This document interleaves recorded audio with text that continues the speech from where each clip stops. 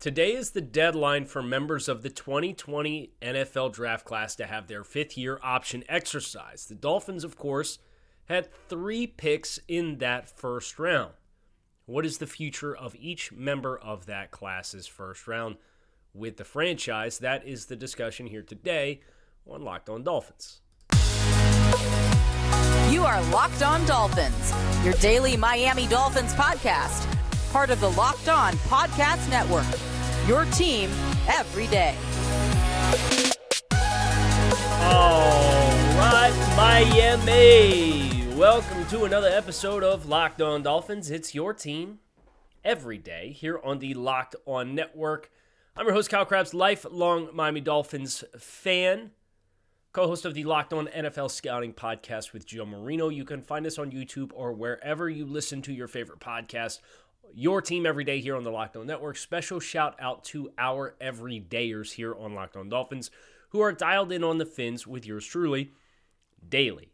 Today, March 2nd, 2023, is the fifth-year option deadline for the class of 2020, and that is going to be the discussion here today on the show.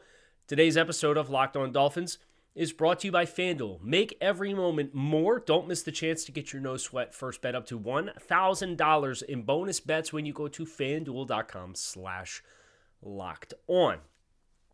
The fifth-year option, of course, is a part of the collective bargaining agreement for rookies on their rookie contracts. First-round picks have an optional year on the fifth year of their pro tenure, provided they stay on that rookie contract the entire time. And the way that fifth-year option compensation works is it is tiered relative to a number of qualifiers. There are 4 tiers to fifth-year options that are prorated to what your positional salary is. And the best way you can describe it is to read through it. I have the resource here from overthecap.com. This is, of course, relevant to the Dolphins on a number of different fronts. They had 3 first-round picks in that class of 2020, quarterback Tua Tagovailoa, Austin Jackson, the offensive tackle, at number 18, and cornerback Noah Igbinoghene. The 4 thresholds: basic, which just means you're there. That's tier 1. Tier 2 is the playtime qualifier.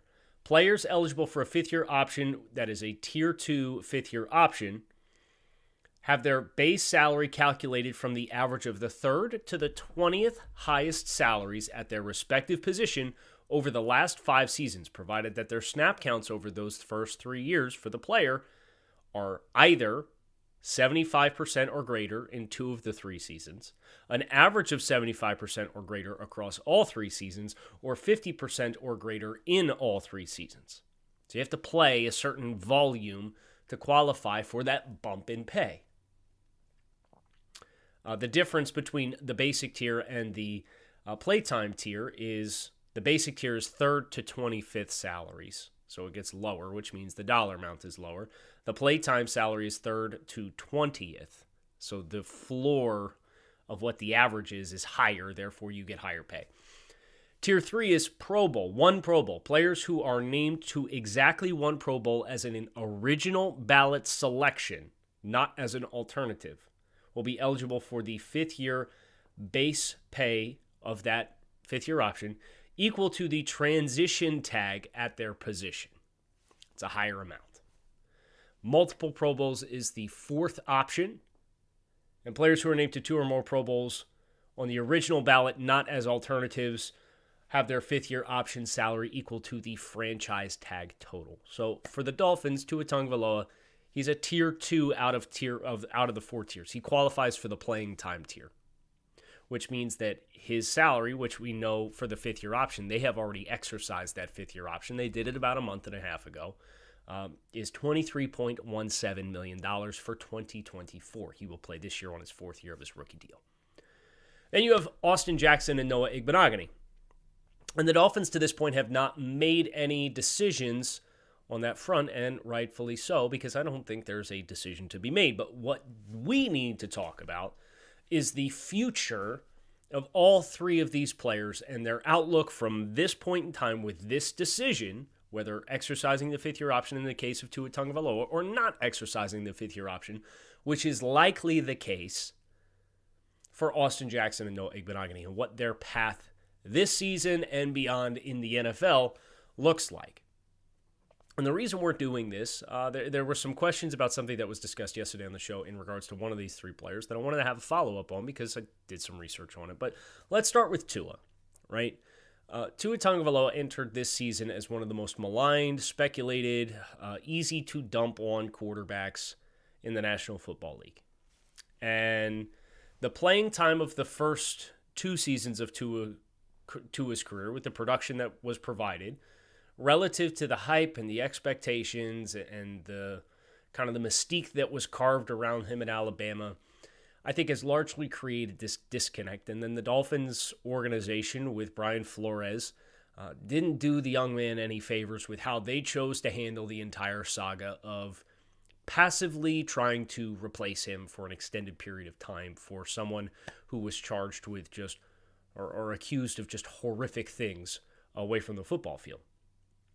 And when the numbers don't line up with the actions of the team and the media coverage of the player, when the player was, I don't want to say shoved down your throat, but Tua Tagovailoa was a household name at Alabama. And the Tank for Tua campaign, and when that doesn't materialize, casual fans of football, it's going to be very easy to just dump on that. Well, then Tua has the year that he has this past season, and the concussions are obviously the thing that lingers over everybody's head, but the Dolphins were very proactive in exercising the fifth-year option because from a passing efficiency standpoint, this was the most efficient passer in football last year. He didn't lead in any raw numbers from a passing total perspective.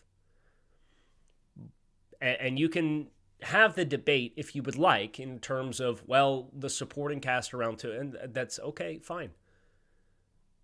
But this is a very skill-specific player who can be a quality starter in an NFL offense that is tailored to his strengths, like a lot of quarterbacks in the NFL. Patrick Mahomes winning the Super Bowl this year is a great example of a scheme-transcendent player and a talent-transcendent player that you could put in any system across the league, and he's just going to go do his thing and pass for 5,000 yards and 40 touchdowns. That's not normal, right? And while we all aspire to have that for our favorite team in every sport, the realistic outlook is those guys don't grow on trees. And if you have a skill-specific player, one who is, in my eyes with Tua Tagovailoa, pretty unique, you should embrace that.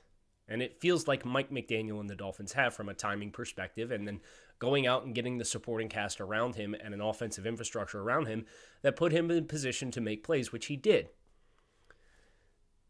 I had somebody on our subtext community, and you can find the information there on the bottom ticker on the YouTube channel, but we'll mention it here before the end of the show, who reached out and was like, hey, what in your mind does Tua Tagovailoa have to do to become a franchise cornerstone player? Well, the Dolphins have taken the first step in that journey by exercising the fifth-year option.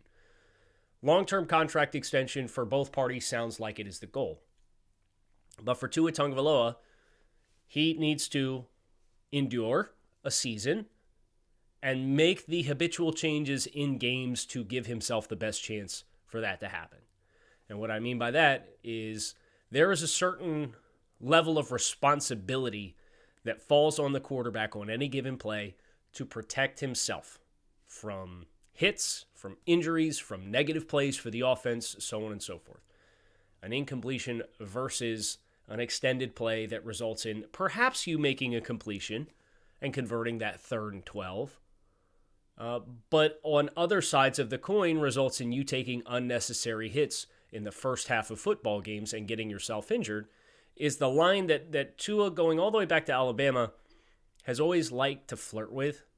That if you're going to be the franchise guy, I think it's something that a little bit more jurisdiction and a little bit ambition probably would pay dividends across 17 games instead of any one game in a vacuum across the course of a season. So for me, Tua, 16-plus games, let's stay healthy, repeat the efficiencies, and even not to the same extreme, right? Because that's a really extreme expectation to set. But if you're amongst the top passing leaders in efficiency standpoint, this offense is going to have volume. Mike McDaniel has proven that from a passing perspective. You can put yourself, in my mind, to be a franchise cornerstone at the quarterback position. But you have to do it. Now, the Dolphins giving the fifth-year option, I don't think there's any pressure to get a contract extension done as a result. And if Tua goes out and has the same efficiency-type performance as a passer this year and does stay healthy, before he plays a snap of his fifth-year option, you will get the contract extension done. And I don't envy what the path will look like if that does not materialize, but that is a bridge the Dolphins will cross when they get there. At this point in time, he is a tenured starting quarterback in the NFL with a skill-specific set of traits that the Dolphins have leaned into and bought into and surrounded him with players, unlike they did in their first 2 seasons when it felt like the easier path of least resistance was to just get rid of him and get a different quarterback. They have really bought into, this is what he does well, this is going to be our offensive identity, let's do it. Okay, now it's just Tua. Take care of yourself, take care of this offense. Live to fight another down. Let's stay healthy, let's mitigate the hits. And if that happens, we'll probably be having a show in the distant future about the magnitude of what Tua Tagovailoa's contract extension means for the Miami Dolphins. We're going to talk about Austin Jackson next here on the show. Before we do, today's episode of Locked On Dolphins is brought to you by FanDuel. Make a fast break to FanDuel for the NBA playoffs. We're in the second round of the NBA playoffs. A lot of heavy hitters still left in the picture between the Lakers and the Celtics and the Golden State Warriors surviving the Game 7 against the Sacramento Kings. A lot of great action going on, which is perfect time for you to get in on the action over at FanDuel, because right now new customers get a no-sweat first bet up to $1,000 back in bonus bets if your first bet does not hit. What's not to like about that? There's no better place to bet on all the playoff action than America's #1 sportsbook. Visit FanDuel.com/lockedon and get that no-sweat first bet up to $1,000. That's FanDuel.com/lockedon. FanDuel, official sports betting partner of the NBA. So Austin Jackson is not, in any capacity in my mind, qualified to get a fifth-year option exercised. He also, like Tua Tagovailoa, qualifies for the playing time tier, which means he's a tier 2 out of tier 4 offensive tackle, which means his fifth-year option, which the Dolphins have until the end of the day today on Tuesday, May 2nd, to make a decision on, is the 3rd through the 20th salaries over the last 5 years, average, at the offensive tackle position. That number is $14.175 million for 2024. No way. No how. Can't justify it. Can't advocate for it. Doesn't matter that he's played. He's qualified for playing time. At the end of the day, Austin Jackson, even when you remove effectively a lost season last year, has not shown any signs of growth from the player that he was as a rookie. You could actually make the case in the argument that Austin Jackson's best tape was his first stretch of games that he played as a member of the Miami Dolphins in 2020. Then 2021 comes and goes. We're tackle, we move to guard. The lack of coaching consistency, the lack of positional consistency, it has just kind of bred this he was left tackle, left guard, back to right tackle, hurt, missed a bunch of games, came back for a half of football, got hurt again. That was it. That was the season.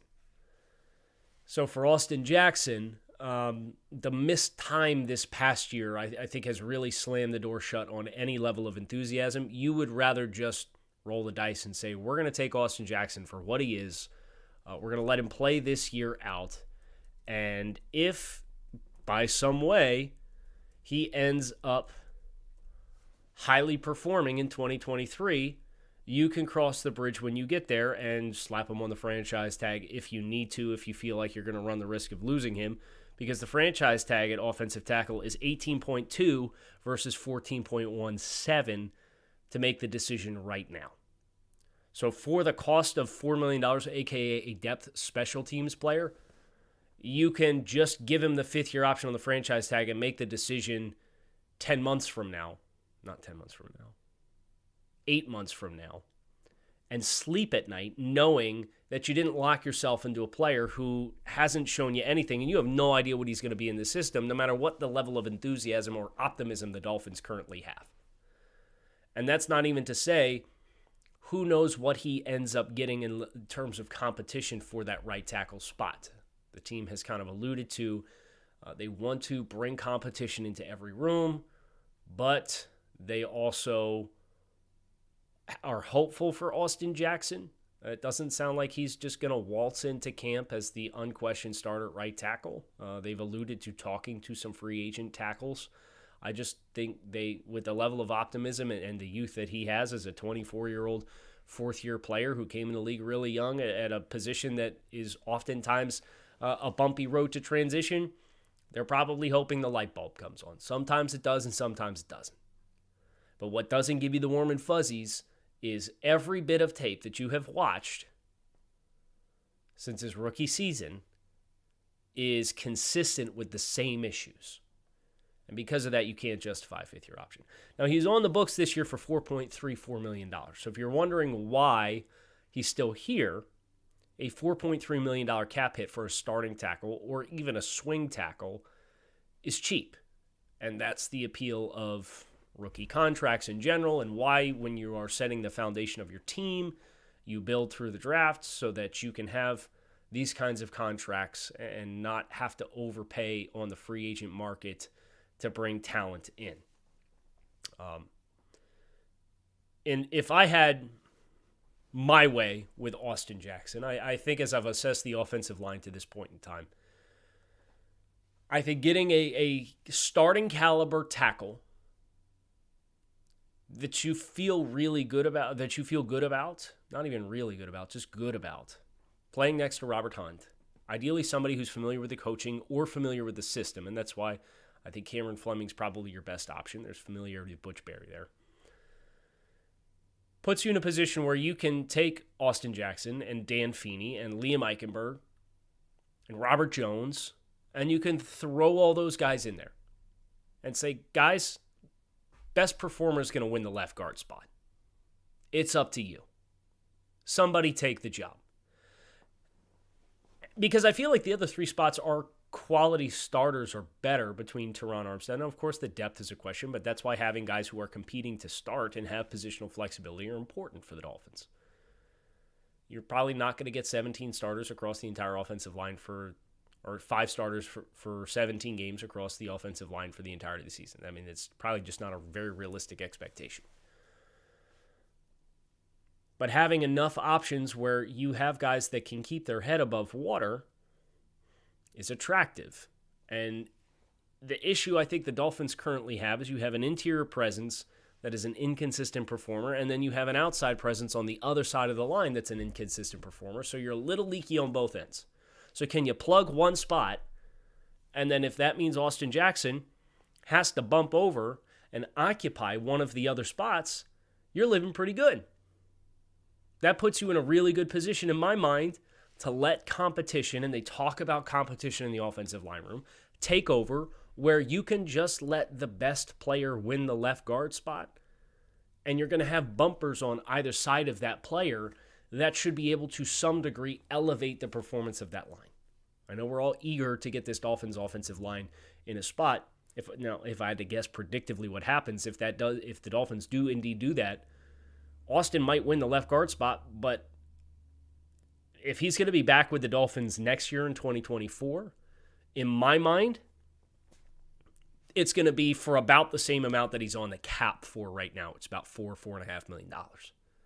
I don't think this is a player who is qualified in any capacity to hit the open market and have a market for Andrew Wiley's a starting right tackle from Kansas City who was a stud for the Chiefs the last 2 years, and he got $8 million per season. Austin hasn't performed to that level. So if he's back with the Dolphins, it's going to need good play this year, and then it's also going to need a reduced cost versus, maybe not a reduced cost, probably about an equivalent contract to the one that he signed when he signed his rookie contract. But the play has to come first. We, of course, have Noah Igbinoghene to finish with here on the show, and this is where the follow-up with my research comes from yesterday's comments, because I had a couple comments with both subtext and YouTube, so we're going to close with that here today on Locked On Dolphins. Yesterday, it was the revelation had come in looking at the Dolphins' 9 NFL roster caliber cornerbacks that Noah Igbinoghene's contract this year is not fully guaranteed. So if the Dolphins were to find a trade partner for Noah Igbinoghene, they could save an additional $1 million against the cap, because he has $1 million of his salary that's against the books. Any team that brings in Noah Igbinoghene is looking at paying him this year. It's about $2.1 million, $2.14 million in salary. So from the Dolphins' perspective, they could cut him and they could save about $1.1 million. But if they get a buyer to take his contract, they could save over $2 million to move on from Noah Igbinoghene. And YouTube comments asked, and subtext asked, and Twitter asked, Kyle, trade Noah. What are you talking about?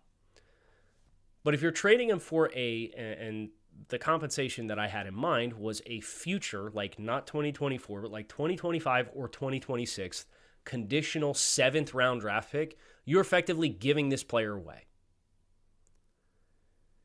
This is he's 23 years old, 23-year-old player who played corner for 2 years at Auburn, was a first-round pick. You don't mean to tell me there's not somebody that wouldn't trade a conditional 7th round pick where the conditions are we send you the pick if he makes your active roster for a lottery ticket on Noah Igbinoghene? And you might think that's crazy, but I did the research, and I looked at the historical context of defensive backs getting traded. Got a couple names for you. Trayvon Mullen.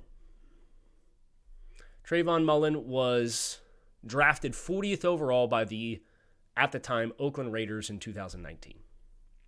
And Mullen played relatively poorly for his first 3 seasons in the NFL.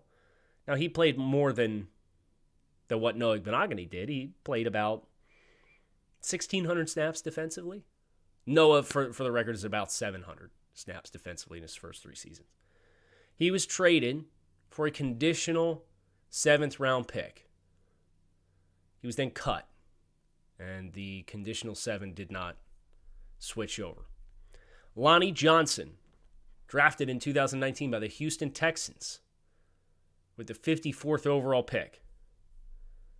He also played about 1,600 snaps. He had a passer rating allowed across 1,600 snaps in 3 seasons of about 116. He was penalized 15 times across that stretch of play. He was responsible for 11 touchdowns in coverage on 110 targets across 3 seasons. Was traded from Houston to Tennessee for a conditional future 7th round pick. Jordan Richards, defensive back, drafted in 2015 by the New England Patriots in the 2nd round. Played less in his first 3 seasons than Noah Igbinoghene did and did not play well. Was traded to the Atlanta Falcons ahead of the 2018 season for a future conditional 7th round pick. It's pretty much, hey, you want a lottery ticket? First round pick, athletically gifted, light bulb hasn't come on, has shown a little bit of signs of flashes of potential during that 2020 season in which Noah Igbinoghene played 238 snaps. Come get him. He was targeted 23 times, had 11 receptions conceded, passer rating of 77.1 and 3 penalties across those 172 snaps in coverage. You might say, okay, Kyle, like that's cool. You did the research and have found examples of that happening. Who would possibly want to do that? I got 3 teams that Noah Igbinoghene might be the 3rd best corner on right now in the NFL. How about the Cardinals? Cardinals in a rebuilding year. They traded back all these times, added all these future first-round picks. Might be interested in some lottery tickets. Their cornerback room right now across their entire roster is Antonio Hamilton Sr., Marco Wilson, Christian Matthew, third-round rookie Garrett Williams coming off an ACL tear, Rashad Fenton, Chris Boyd, Keitrell Clark, Nate Hairston,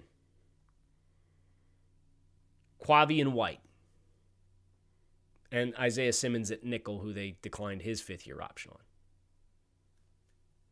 Certainly seems like a cornerback room that Noah Igbinoghene could potentially make. How about the Raiders playing in the AFC West? The Raiders in the AFC West having to defend a Sean Payton offense, Patrick Mahomes and Justin Herbert have this cornerback room in 2023.